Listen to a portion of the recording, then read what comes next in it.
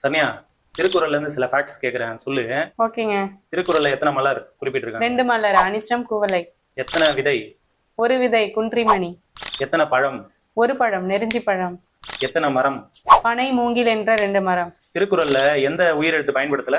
அவ் என்ற உயிரெழுத்தை பயன்படுத்தாம அ, இவ் அப்படின்னு திருவள்ளுவர் பயன்படுத்தியிருக்காரு. திருக்குறள்ல எந்த எண் பயன்படுத்தல? 9. திருக்குறள்ல கோடின்ற நம்பர் எத்தனை திருக்குறள்ல வருது? 7 முறை வந்திருக்கும். எல்லா திருக்குறளும் பாத்தீங்கன்னா 7 சீராலான குறள் வெண்பாக்களால ஆனது. இதுல அதிகாரம் 133 அதிகாரத்தை கூட்டினாலும் 7 தான் வரும். 1330 குறளையும் கூட்டினாலும் 7 தான் வரும். அந்த 7 வந்து எத்தனை திருக்குறள்ல வருது? 8 இடங்கள்ல வந்திருக்கு. திருக்குறள் முத எப்ப அச்சிட்டாங்க சரண்யா? 1812. திருக்குறள் எதுல தொடங்கி எதுல முடியுது? அகரத்துல தொடங்கி நகரத்துல முடியும். அகர முதல எழுத்தெல்லாம் ஆதிபகவன் முதற்றே உலகு. கூடுதல் காமத்திற்கு இன்பம் அதற்கின்பம் கூடி முயங்க பெறின். திருக்குறளுக்கு முத உரை எழுந்தது யாரு? மணக்குடவர். அது சிறந்த உரை யாரு? பரிமேலழகர். காலத்தால மூத்தவர் யாரு? தர்மர். திருக்குறள்ல மொத்தம் எத்தனை எழுத்து இருக்கு? 42,194. அதுல அதிகமா பயன்பட்ட எழுத்து எது? நீ ரன்னகர நீ பயன்படுத்தியிருக்காங்க 1705 முறை. ரஷ்யால அணு துளைக்காத கிரெம்லின் மாளிகையில வச்சு பாதுகாக்கிற ஒரு தமிழ் நூல் என்னன்னு உனக்கு தெரியுமா? திருக்குறள். ரஷ்யால மட்டும் இல்ல, இங்கிலாந்துல ஒரு அருங்காட்சியகத்துல பைபிள் கூடையும் வச்சு பாதுகாக்கப்படுது. அது மட்டும் இல்ல, இங்கிலாந்து நாட்டை சேர்ந்த விக்டோரியா மகாராணி காலையில எழுந்ததுமே படிச்ச முதல் நூல் திருக்குறள் தான். அப்படியா, சூப்பர். திருக்குறள்ல ஒரே ஒரு தடவை பயன்படுத்தப்பட்ட எழுத்துக்கள் எத்தனை? 2 எழுத்துக்கள். பெரிய லீ, அதாவது பொதுலகர லீன்னு சொல்லுவாங்க. அடுத்து காக்கு, அடுத்து வர நா. தனியா திருக்குறளுக்கு ஃபர்ஸ்ட் எழுதப்பட்ட மணக்குடவர் உரையை அச்சிட்டு வெளியிட்டது யாரு? வ.உ. சிதம்பரனார் தன்னைத்தானே திருக்குறள் அன்பர்னு அழைச்சுக்கிட்டாரு.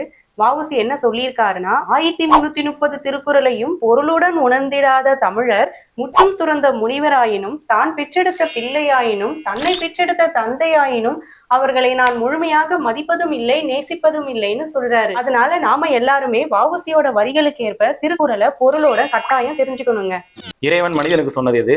இறைவன் மனிதனுக்கு சொன்னது கீதை. மனிதன் இறைவனுக்கு சொன்னது திருவாசகம். ஒரு மனிதன் மனிதனுக்காக சொன்னதுதான் திருக்குறள். நம்ம என்டர்டைன்மெண்ட் வீடியோ எதுவும் போடாம திருக்குறளை வச்சு ஏன் ரீல்ஸ் போட்டுட்டு இருக்கோம்? ஏன்னா திருக்குறள் ஒரு நீதி நூல் மட்டும் இல்லாம அது ஒரு வாழ்வியல் நூலும் கூட.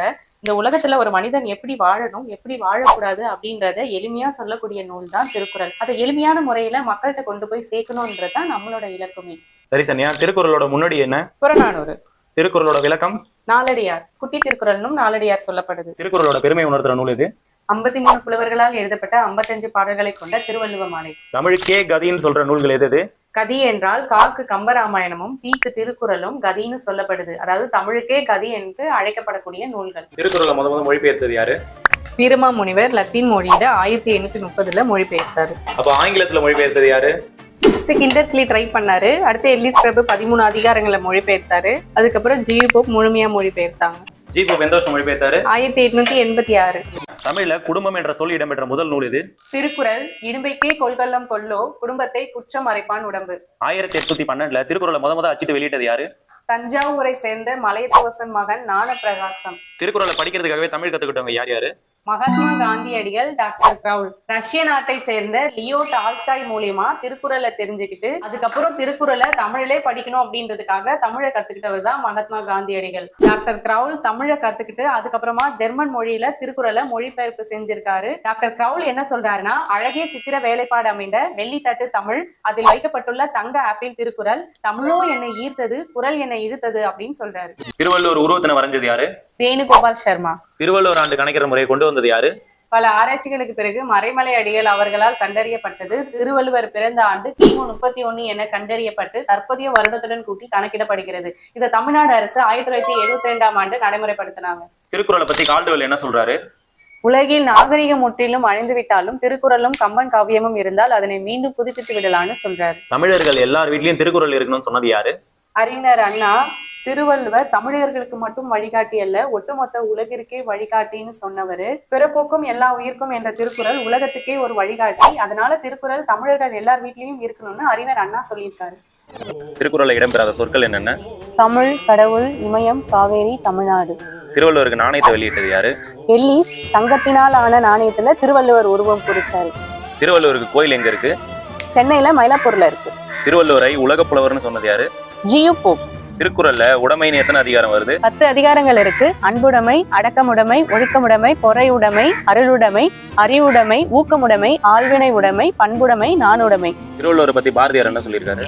வள்ளுவன் தன்னை உலகினுக்கே தந்து வான்புகழ் கொண்ட தமிழ்நாடு அப்படின்னும், யாமறிந்த புலவர்களில் கம்பனை போல் வள்ளுவனை போல் இளங்கோவை போல் பூமிதானில் யாங்கனுமே பிறந்ததில்லைன்னும் சொல்றாரு. திருவள்ளுவர் பத்தி பாரதாசன் என்ன சொல்லியிருக்காரு? பொதுமறையான திருக்குறளில் இல்லாததில்லை இணையில்லை முப்பாலுக்கு இந்நிலத்தே அப்படின்னும், வள்ளுவனை பெற்றதால் பெற்றதே புகழ் வையகமே அப்படின்னும் சொல்லியிருக்காரு. அணுவை துளைத்து 7 கடலை புகுட்டி குறுக தரித்த குரல் சொன்னது யாரு? ஔவையார். இதே மாதிரி கடுகை தொலைத்து 7 கடலை புகுத்தி குறுக தரித்த குரல்னு சொன்னவர் இடைக்காடனார்.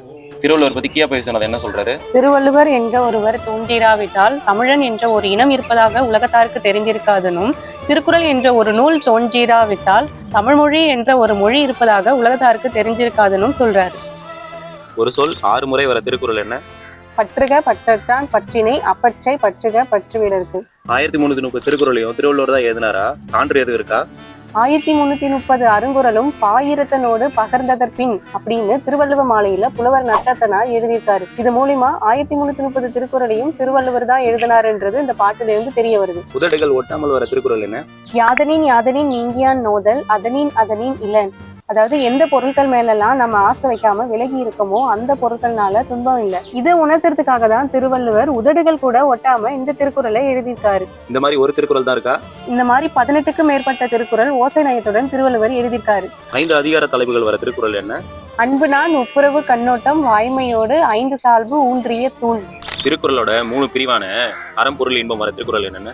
அறம் பொருள் இன்பம் உயிரச்சம் 4 திறம் தெரிந்து தேரப்படும். அரணீனும் இன்பமும் ஈனும் திறனறிந்து தீதின்றி வந்த பொருள். தமிழ் மாதின் இனிய உயர்நிலை திருக்குறள்னு சொன்னவர் யாரு? கவிமணி தேசிக விநாயகம். உதடுகள் ஒட்டாமலும் குவியாமலும் வர திருக்குறள் என்ன? எய்தற்கு அரியது ஏய்ந்த கால் அந்நிலையே செய்தற்கு அரிய செயல். அதாவது பாமா வரிசை வரலனா உதடுகள் ஒட்டாது, உகர வரிசை வரலனா உதடுகள் குவியாது. திருக்குறள் நீரோட்டம் பாயாத தமிழ் வயல்களே இல்லை அப்படின்னு சொன்னவர் யாரு?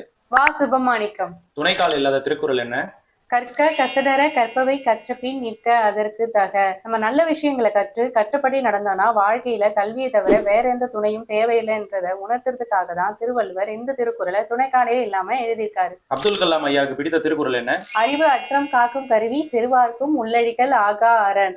அதாவது நம்ம அறிவை வளர்த்துக்கணும், அந்த அறிவை யாராலையும் அழிக்க முடியாது, அது எப்பயும் நமக்கு கோட்டை மாதிரி பாதுகாக்கணும் ஏபிஜே ஐயா சொல்றாரு. திருக்குறள்ல அறிவியல் கருத்துக்கள் இருக்கா? இருக்கே. இந்த உலகம் உருண்டை வடிவமானது, எந்த பொருள்லாம் உருண்டையா இருக்கோ அந்த பொருள் தான் சுழலும் என்ற அறிவியல் கருத்தை சுழன்றும் ஏற்பின்னது உலகம் அதனால் உழந்தும் உழவே தலை என்ற திருக்குறள்ல சொல்லியிருக்காரு. இந்த ஒரு குறள் தான் இருக்கா? இந்த மாதிரி நிறைய இருக்கு. அதை தெரிஞ்சுக்கணும்னா நம்ம சேனலை சப்ஸ்கிரைப் பண்ணுங்க, தொடர்ந்து ஃபாலோ பண்ணுங்க.